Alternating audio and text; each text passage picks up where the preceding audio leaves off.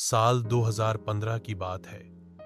तू एक छोटे से शहर की लड़की थी जिसकी आंखों में बड़े सपने थे। वह दिल्ली विश्वविद्यालय में हिंदी साहित्य की छात्रा थी।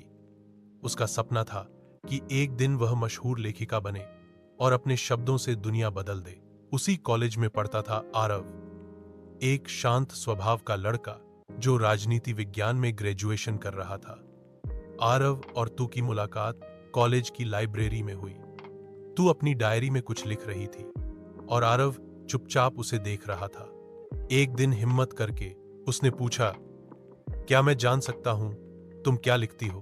तू मुस्कुराई, शब्द जो कभी किसी से कह नहीं पाई। वहीं से उनकी दोस्ती शुरू हुई। धीरे धीरे वो दोस्ती गहराने लगी। दोनों घंटों बात करते, साथ घूमते, लाइब्रेरी में किताबें पढ़ते और एक दूसरे के सपनों की बात करते। भाग दो, प्यार की शुरुआत। समय बीतता गया और कब दोस्ती प्यार में बदल गई उन्हें खुद भी पता नहीं चला।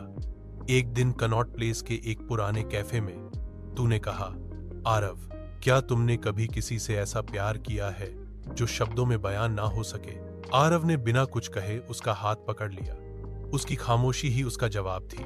उनका रिश्ता खूबसूरत था, बिना दिखावे के, बिना वादों के, सिर्फ एहसासों से भरा।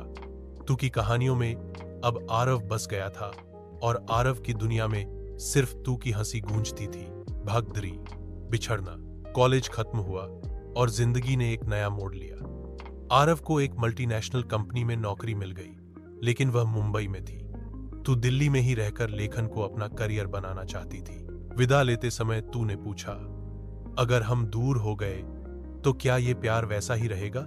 आरव ने कहा, प्यार दूरी से नहीं बदलता, बस इंतजार थोड़ा लंबा हो जाता है।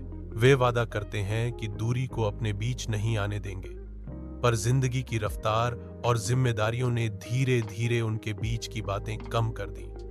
पहले हर दिन फोन, फिर हफ्ते में एक बार, और फिर सिर्फ यादें रह गईं। भाग घर, वक्त और यादें।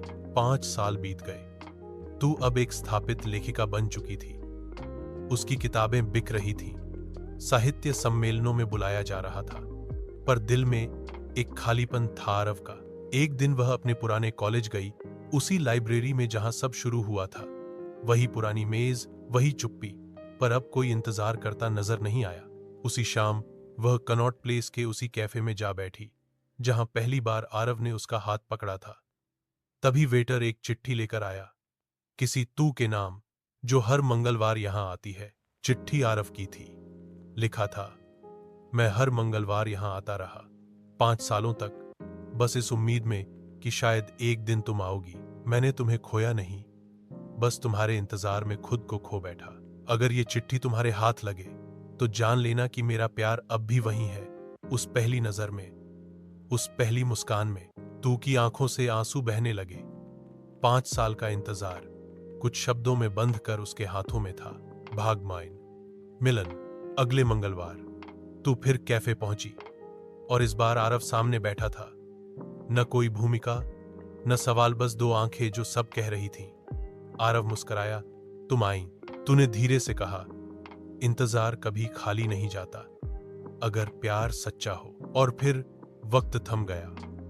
2 दिल जो सालों तक दूर थे आज फिर एक साथ धड़कने लगे।